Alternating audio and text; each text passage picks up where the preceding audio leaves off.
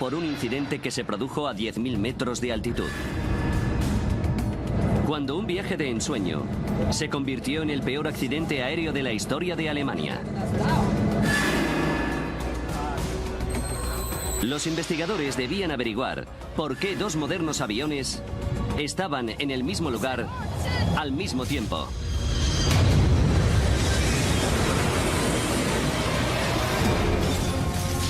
Los desastres no ocurren sin más, son provocados por una serie de acontecimientos críticos. Vamos a revelar las fatídicas decisiones de esos últimos segundos catastróficos. Segundos catastróficos, muerte en pleno vuelo. Rusia. Moscú. Aeropuerto Internacional de Domodedovo. 1 de julio de 2002, 8:10 de la tarde. 45 niños esperaban embarcar en un vuelo rumbo a Barcelona. Era su premio por sacar buenas notas en el colegio. Entre ellos se encontraba Artur Hamatov, de 11 años.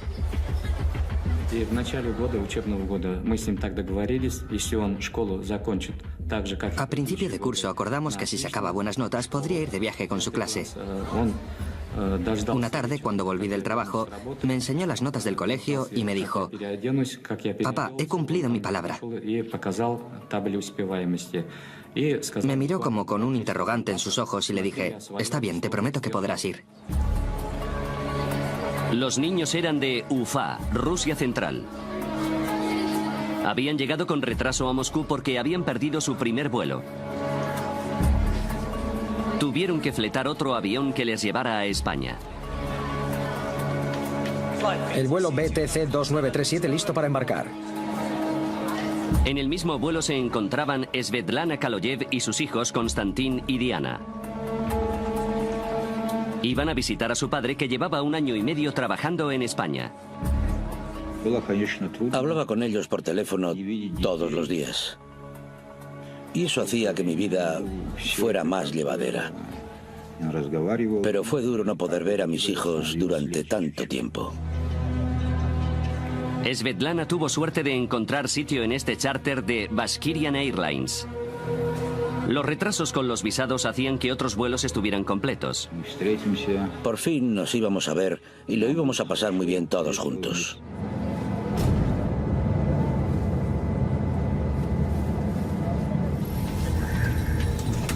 La tripulación terminaba de prepararse.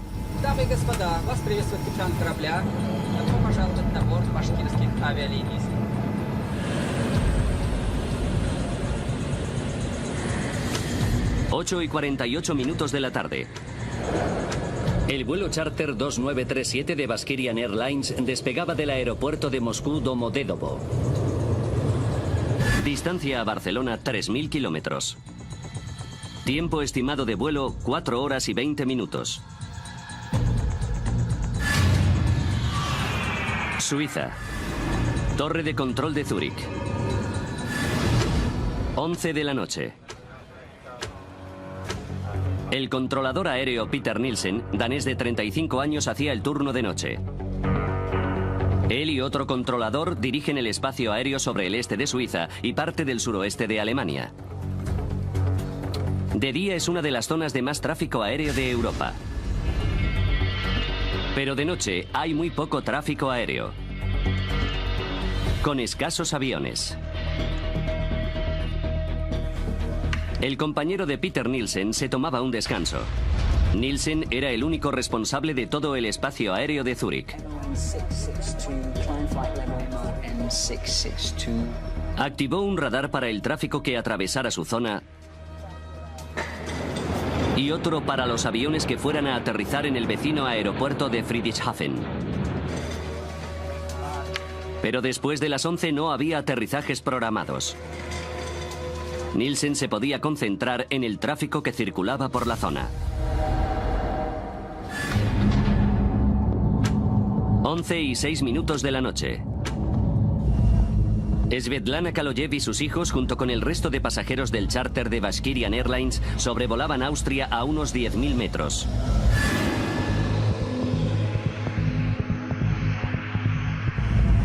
Llegarían a Barcelona en poco más de 2 horas. A 600 kilómetros de distancia, un Boeing 757 de DHL despegaba de Bérgamo, Italia. Destino, Bruselas. El capitán y el copiloto eran los únicos que iban a bordo.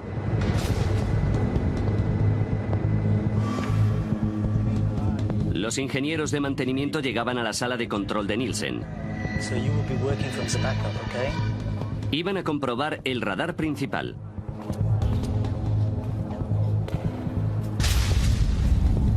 Once y 21 minutos de la noche.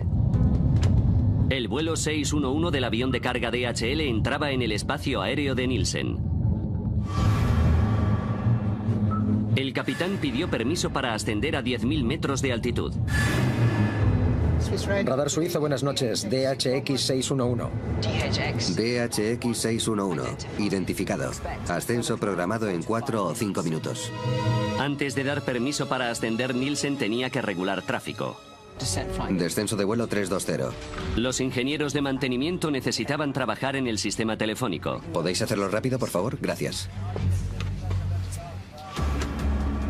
11 y 25 minutos de la noche. Un avión inesperado se aproximaba a Friedrichshafen. Nielsen tuvo que cambiar de estación de radar.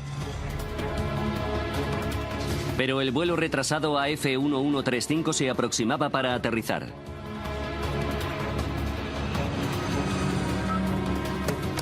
Llamó a las torres de control de los aeropuertos para comunicarlo.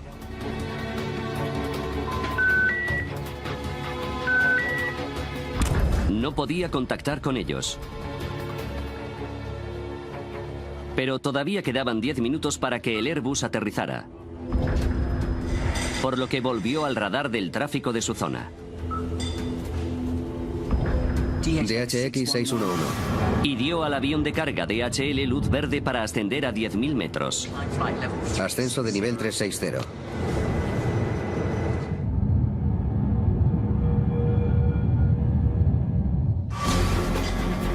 Nielsen volvió a centrarse en el Airbus y volvió a llamar al aeropuerto de Friedrichshafen.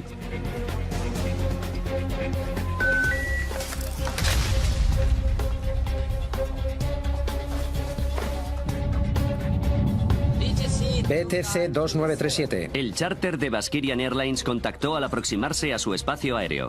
Aquí torre de control, repita. BTC 2937. Nivel 360. Nivel... Pero justo cuando Nielsen contestaba, el Airbus contactaba con él. Vuelo entrante AF1135. Aterrizaje programado en pista 20. De acuerdo, volvemos a hablar en breve. Nielsen llamaba a Friedrichshafen por tercera vez.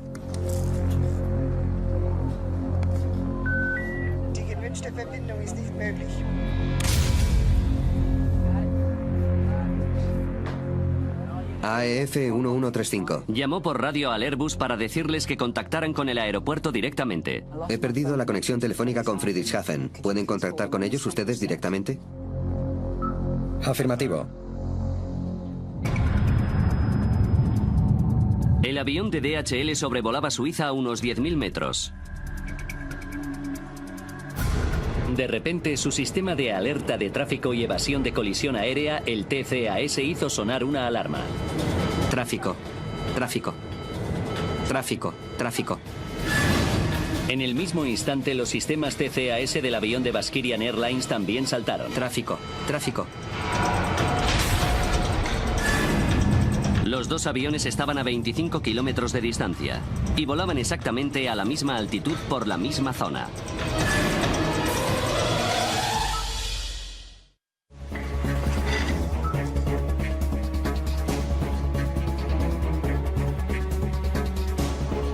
Peter Nielsen se dio cuenta de repente de que tenía un grave problema. BTC 2937. Inmediatamente ordenó a los pilotos rusos descender. Descenso de nivel 350, rápido, hay tráfico atravesando la zona. Segundos después, los sistemas TCAS les decían justamente lo contrario.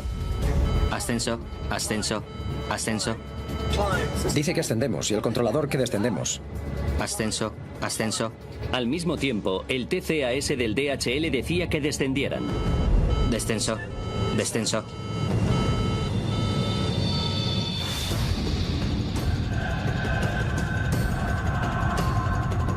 La tripulación de Baskirian no sabía qué orden seguir. Ascenso. Nielsen repitió su orden. Rápido. Descenso de nivel 350. BTC 2937.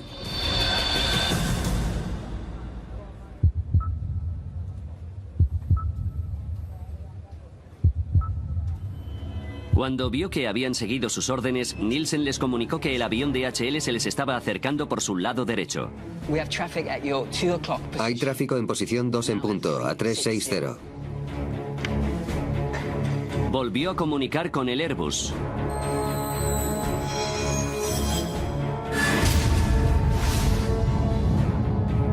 En el charter de Baskirian, la tripulación buscaba el avión de DHL. Los dos aviones estaban solo a 5 kilómetros de distancia. Ambos descendían a una velocidad de 1.300 kilómetros por hora, superando la velocidad del sonido. Está aquí, descenso, descenso, rápido, descenso. Descenso.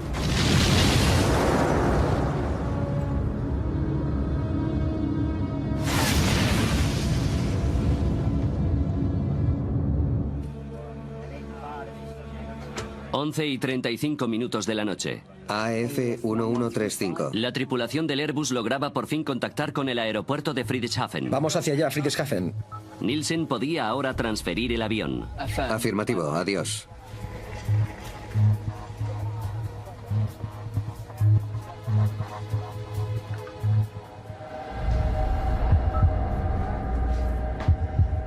BTC 2937. BTC 2937.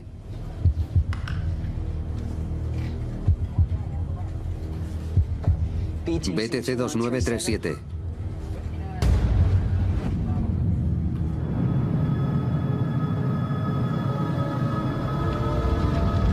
Los restos del avión cayeron desde el cielo cerca de la localidad alemana de Überlingen.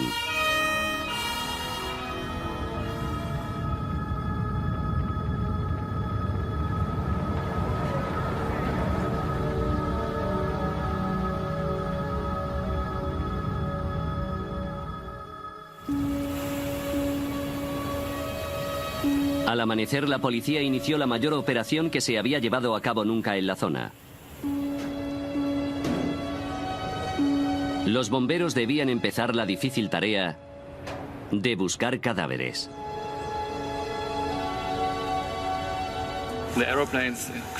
Los aviones han chocado y ha muerto toda la gente que iba en ellos.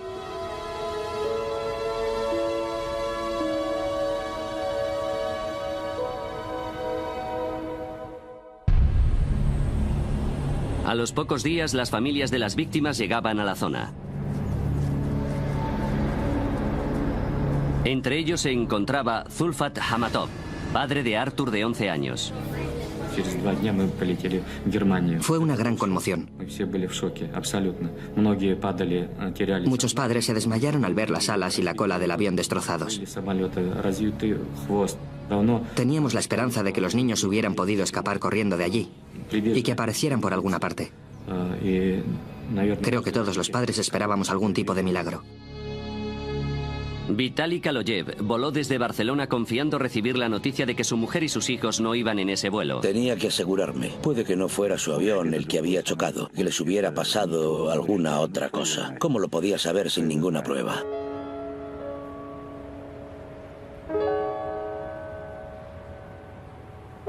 Los investigadores confirmaron sus peores temores. Se confirmó que las 71 personas a bordo de los dos aviones habían muerto. Era el peor accidente aéreo que se había producido nunca en Alemania. En una industria protegida por los sistemas de seguridad más avanzados y completos, ¿cómo podía ocurrir esto? Ahora, repasando los acontecimientos de aquel día y adentrándonos en la investigación, revelaremos la desastrosa cadena de eventos que llevaron a 2 aviones al mismo lugar en el mismo momento.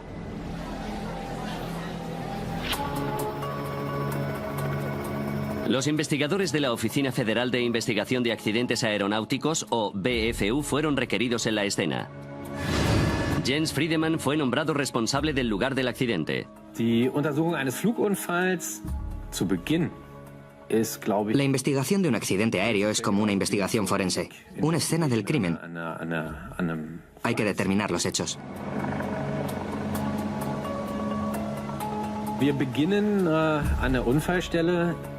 En el lugar del accidente había un caos total al principio. Había escombros por todas partes.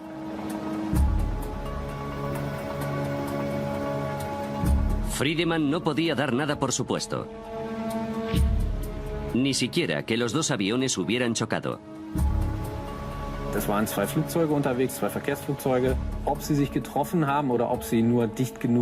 No sabíamos si los aviones habían chocado o si habían pasado demasiado cerca y habían perdido el control, ni qué había ocurrido en realidad.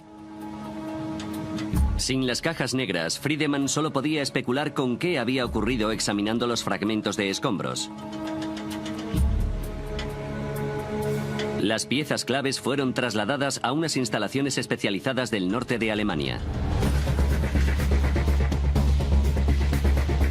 A Friedemann, el enmarañado de metales pronto le sirvió para aclarar los hechos.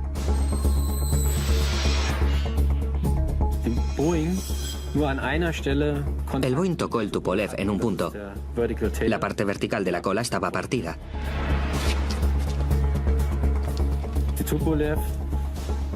El Tupolev tenía dañada el ala izquierda y la parte izquierda del fuselaje. También había pruebas de colisión en la parte inferior del ala derecha. Los restos revelaban que el avión de carga de DHL y el charter de Baskirian Airlines habían chocado en pleno vuelo. Ahora sabemos qué ocurrió. La cuestión es, ¿por qué ocurrió?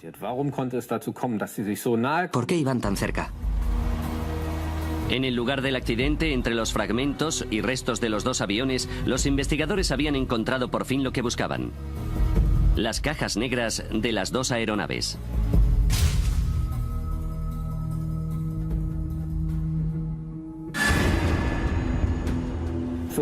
Era muy importante para nosotros como investigadores de accidentes.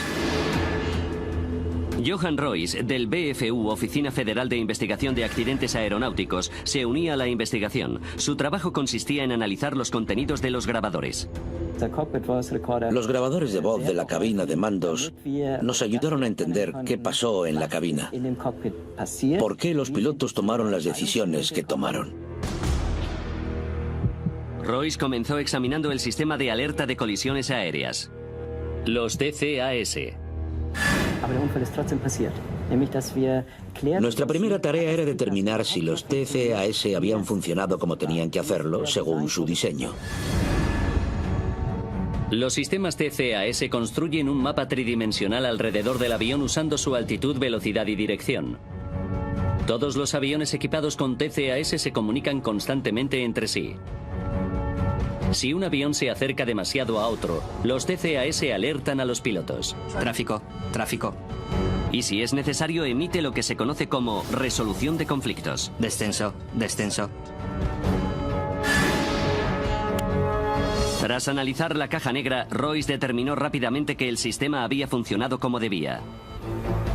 Tráfico, tráfico. Antes de la colisión, los 2 sistemas TCAS generaron y emitieron una resolución de conflictos. Al Tupolev ruso le dijeron que ascendiera y al Boeing de DHL que descendiera. Si el avión hubiera seguido esas instrucciones, no habría habido ninguna colisión. Pero mientras que los pilotos del avión de DHL obedecieron a los TCAS... Descenso, descenso. Los pilotos rusos no lo hicieron. Ascenso, ascenso.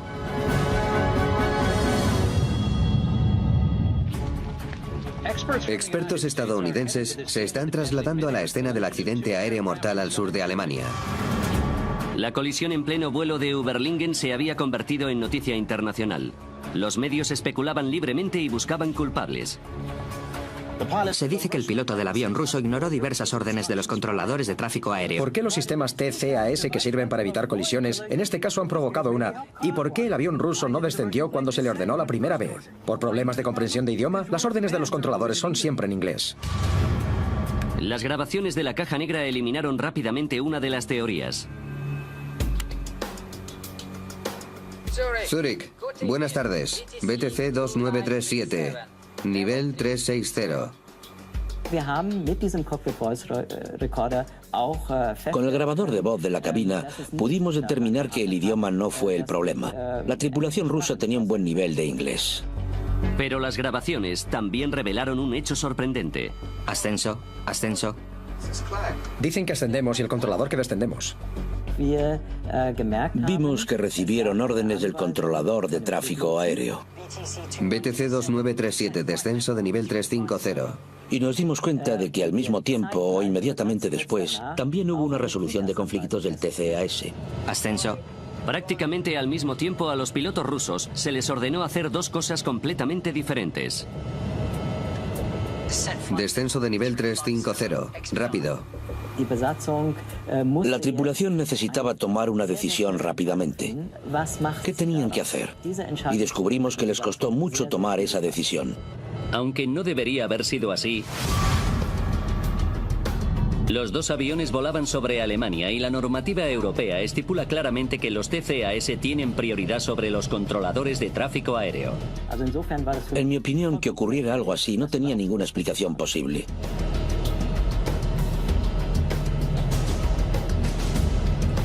Ascenso, ascenso.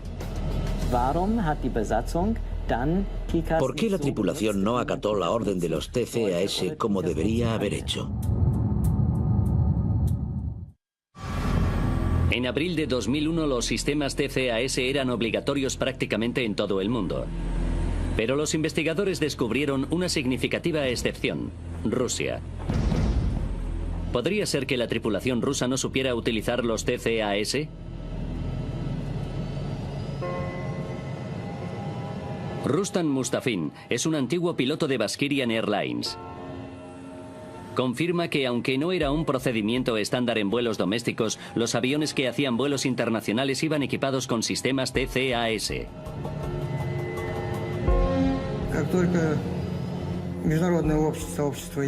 En cuanto los sistemas TCAS se hicieron obligatorios, el Centro de Formación de Baskirian Airlines se aseguró de que nuestros pilotos supieran utilizar dichos sistemas. Mustafin volaba regularmente con los pilotos del vuelo 2937. En la época del accidente, ya teníamos bastante experiencia con los sistemas. La tripulación sabía cómo funcionaban los TCAS, pero ignoraron sus instrucciones. El manual de vuelo del Tupolev, la Biblia operacional del piloto, reveló por qué.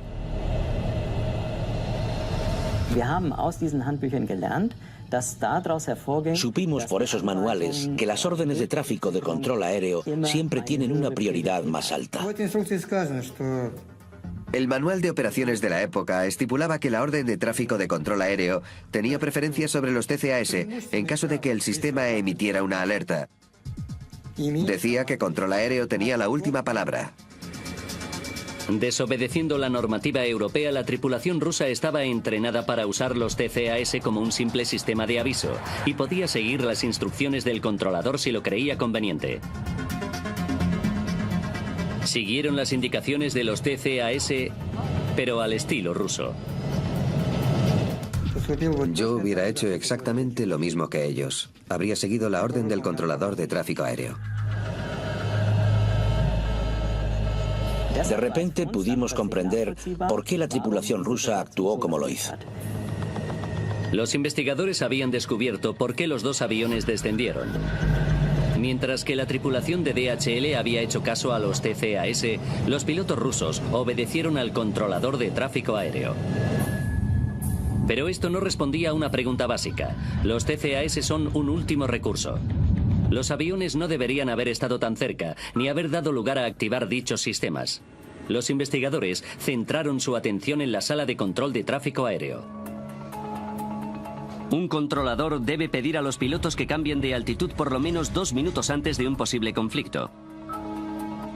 Pero Peter Nielsen no pidió a la tripulación del avión ruso que descendiera hasta 43 segundos antes de la colisión. BTC 2937, descenso.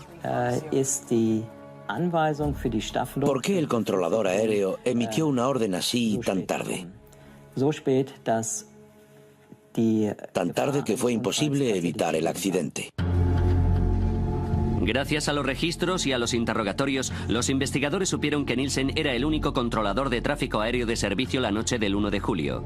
La política oficial de Skyguide es tener un mínimo de 2 controladores aéreos de servicio en todo momento. Los investigadores descubrieron que se había tomado como costumbre en Skyguide que los controladores se tomaran largos descansos en los turnos de noche. Tom Lorsen era un buen amigo de Nielsen, además de compañero de trabajo durante muchos años.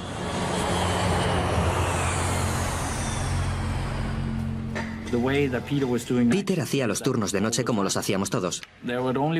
Se quedaba solo un controlador porque había muy poco tráfico. Entre las 11 de la noche y las 6 de la mañana no se programan aterrizajes en los aeropuertos de la zona. Pero sobre las 11:25 del 1 de julio de 2002, Nielsen se encontró con un aterrizaje inesperado. El avión se aproximaba al aeropuerto de Friedrichshafen y él tenía que coordinarlo. Era muy poco frecuente que un avión fuera a Friedrichshafen a esas horas. Y supongo que al controlador le sorprendería bastante eso. Según la normativa, Nielsen debía contactar con la torre de control del aeropuerto antes de aprobar el aterrizaje del avión que venía con retraso. Algo rutinario. Con tan solo dar a una tecla, podía haber contactado con la torre de control de Friedrichshafen. Pero los registros indican que Nielsen no pudo contactar con el aeropuerto. Los investigadores averiguaron que fue por los trabajos de mantenimiento. El teléfono de Nielsen estaba siendo reparado. Pero incluso así, el controlador debía poder hacer una llamada con solo presionar una tecla. Sin embargo, un examen técnico de los teléfonos reveló un terrible problema. Los trabajos de mantenimiento debían ser algo adicional. Deberían haber dejado las líneas operativas, pero la comunicación telefónica no fue posible por otros problemas técnicos. Nielsen intentó repetidamente llamar a Friedrichshafen. Una tarea rutinaria le ocupó gran parte de su tiempo. Die gewünschte Verbindung ist nicht möglich.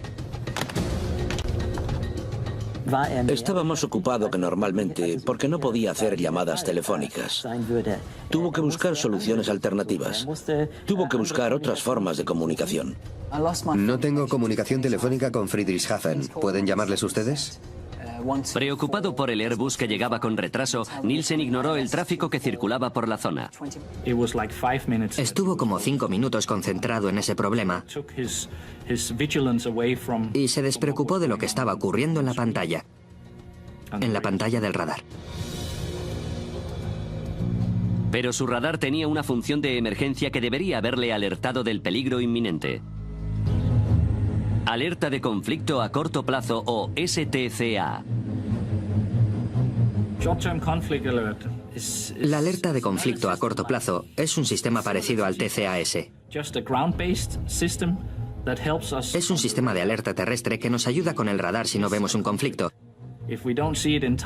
Si no lo vemos a tiempo, activa una alarma.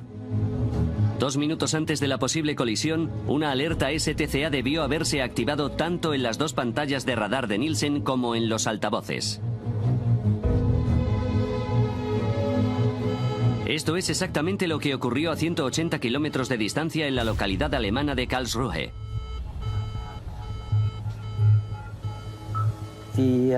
Flugsicherung in Karlsruhe.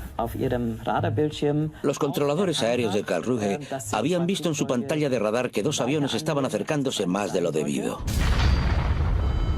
Las grabaciones revelan que el controlador de Karlsruhe intentó llamar a Nielsen para avisarle.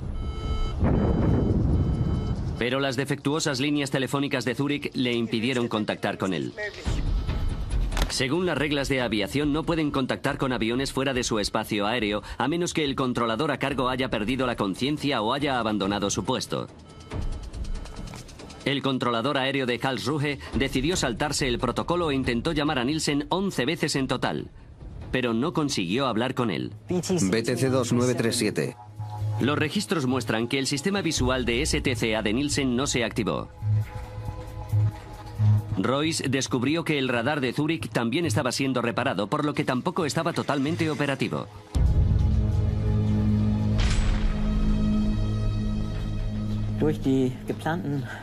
Los trabajos de mantenimiento programados en el sistema de radar hicieron que no fueran operativas todas las funciones que normalmente tiene disponibles. Debido a los trabajos de mantenimiento, Nielsen no contó con uno de los sistemas de alerta: la alarma visual de STCA. Es la última pieza del rompecabezas, que explica por qué Nielsen no ordenó al avión ruso descender hasta solo 43 segundos antes de la colisión. La investigación mostró que se produjeron una serie de acontecimientos desafortunados en la sala de control de tráfico aéreo. Si Nielsen hubiera oído la alarma STCA antes de que se activaran los sistemas TCAS en los aviones, no habría habido conflicto y el accidente se habría evitado.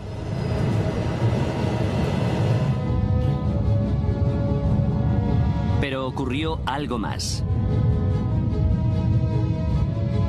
19 segundos antes de la colisión, Peter Nielsen comunicó a los pilotos rusos que el avión de DHL se les estaba aproximando por la derecha.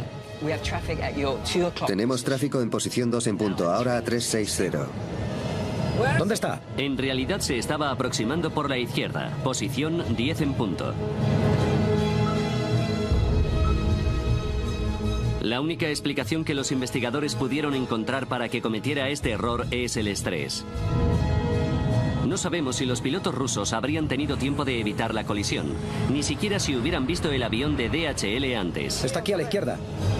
Pero los registros muestran que en los últimos segundos lo intentaron.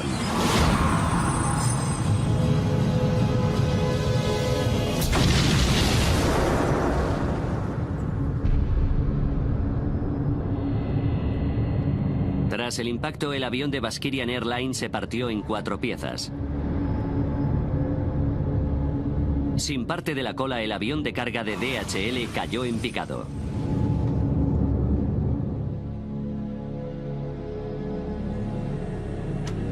...21 de febrero de 2004... Mientras que los investigadores elaboraban el informe final, Vitaly Kaloyev volaba a Zúrich. Estaba obsesionado con encontrar a algún culpable de la muerte de su mujer e hijos. Quería oírles decir que eran responsables, pero que los perdonara si podía. Habían matado a muchos niños y no les había pasado nada. No habían pedido disculpas, no habían expresado ningún dolor, nada. Nielsen siguió trabajando en Skygate, pero en áreas de análisis de seguridad. Kaloyev averiguó dónde vivía. Fui a ver al controlador. Sabía que había trabajado esa noche. Todo esto tenía que llegar a su fin. Tenía que cerrarse. No podía esperar más. Y decidí terminarlo yo mismo. Nielsen salió. Era más alto que yo. Le mostré las fotos de mis hijos en sus ataúdes. Y él las apartó de un manotazo. Y después le di su merecido.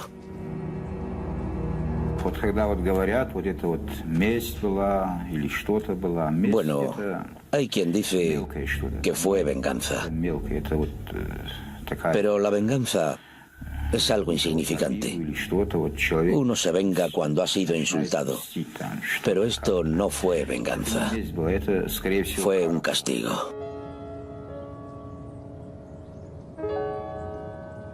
En Suiza, un hombre ha sido detenido por el asesinato del controlador de tráfico aéreo que estaba de servicio la noche en que 2 aviones chocaron hace 2 años. Lo buscó y lo apuñaló delante de su familia. Ha sido asesinado por un error fatal. Peter Nielsen tenía 36 años. Él y su mujer tenían 3 hijos. Tras su detención, Vitaly Kaloyev fue trasladado a una institución psiquiátrica mientras los tribunales decidían si estaba capacitado mentalmente para ser procesado. Kaloyev fue condenado por homicidio premeditado a 8 años en una prisión suiza. En noviembre de 2007 fue puesto en libertad después de que un recurso de apelación determinara que tenía un atenuante de responsabilidad por la muerte de su mujer e hijos. Vitaly Kaloyev no se arrepiente de lo que hizo.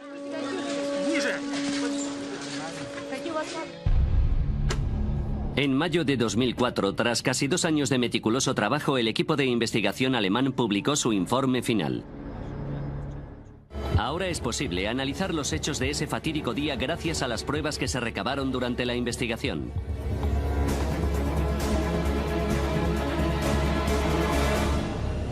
...1 de julio de 2002... 8:48 de la tarde... a 2 horas y 47 minutos del desastre. Un vuelo charter de Bashkirian Airlines despegaba del aeropuerto internacional de Moscú Domodedovo. 20 minutos para el desastre. En el centro de control de tráfico aéreo de Zúrich había 2 controladores de servicio. Uno se tomó un descanso. Peter Nielsen se quedaba trabajando solo. 12 minutos y 33 segundos para el desastre. Un avión de carga de DHL entraba en el espacio aéreo de Nielsen y pedía permiso para ascender a 10.000 metros. 9 minutos y 49 segundos para el desastre. Un Airbus retrasado se aproximaba para aterrizar en el aeropuerto de Friedrichshafen. Nielsen intentó llamar al aeropuerto para transferir el vuelo, pero sus líneas telefónicas no estaban operativas por trabajos de mantenimiento y las de emergencia eran defectuosas. 5 minutos y 21 segundos para el desastre. El charter de Bashkirian Airlines se comunicó por radio con Nielsen. Volaba a 10.000 metros y estaba a punto de entrar en su espacio aéreo. 2 minutos para el desastre. Los aviones de Bashkirian Airlines y DHL estaban a la misma altitud, a menos de 44 kilómetros de distancia, y se aproximaban superando la velocidad del sonido. La alerta de conflicto a corto plazo o STCA debía avisar a Nielsen de la inminente colisión. Pero su radar está también siendo reparado, por lo que el sistema STCA no funcionaba bien. 43 segundos para el desastre. Nielsen por fin se dio cuenta de que 2 aviones estaban a punto de colisionar. Inmediatamente ordenó a los pilotos rusos descender. Descenso en nivel de vuelo 350. Segundos después, los TCAS se activaban en los 2 aviones. Ordenaban a los pilotos de DHL descender. Descenso, descenso. Y a la tripulación rusa ascender. Ascenso. Dice que ascendemos y el controlador que descendemos. Nielsen no era consciente de que los 2 aviones estaban recibiendo otras instrucciones. Repitió sus órdenes a los pilotos rusos. BTC 2937, descenso de nivel de vuelo. La normativa rusa permite a los pilotos tomar las decisiones que consideren pertinentes en situaciones de conflicto similares. Aquí siguieron las órdenes de Nielsen. Los 2 aviones empezaron a descender. 19 segundos para el desastre. Nielsen creía que el conflicto estaba resuelto, pero antes de cerrar la transmisión comunicó a la tripulación rusa que el avión de DHL se les aproximaba por la derecha. Pero en realidad se aproximaba por la izquierda. ¿Dónde está? 3 segundos para el desastre. La tripulación rusa divisaba el avión de DHL. Está aquí a la izquierda. Intentaron evitarlo, pero era demasiado tarde. ¡Descenso rápido, descenso rápido! A las 11 de la noche y 35 minutos los aviones chocaron, a unos 10.000 metros sobre la localidad alemana de Überlingen. Las 71 personas a bordo de los 2 aviones murieron.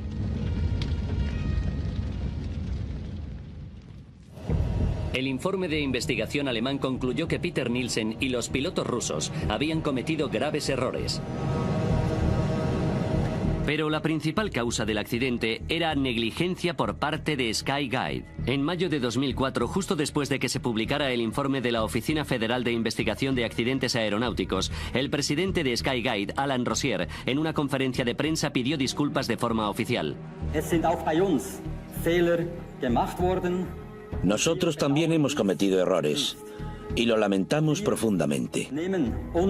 Asumimos nuestra responsabilidad como indica el informe de investigación alemán y pedimos perdón a las familias de las víctimas. En septiembre de 2007, un tribunal suizo declaró a 4 empleados de Skyguide culpables de homicidio imprudente. A 3 de los gerentes que permitieron la política de un único controlador aéreo se les impuso 1 año de libertad condicional. El encargado de supervisar los trabajos de mantenimiento la noche de la colisión fue multado con 13.500 francos suizos, unos $11.000. Siguiendo las recomendaciones del equipo de investigación alemán, Skyguide implementó diversos cambios de procedimiento. Ahora siempre hay 2 controladores aéreos de servicio incluso durante los tranquilos turnos de noche. Nadie se volverá a encontrar en la situación en que se encontró Peter Nielsen. Los investigadores también recomendaron que las regulaciones de los TCAS internacionales y regionales concordaran con las de los manuales de operaciones de los aviones. Los TCAS deben tener prioridad sobre el control de tráfico aéreo. No se puede afirmar con un 100% de seguridad que este tipo de accidentes no volverá a ocurrir, pero estamos bastante seguros de que hicimos una significativa contribución para evitar que se vuelvan a producir accidentes así.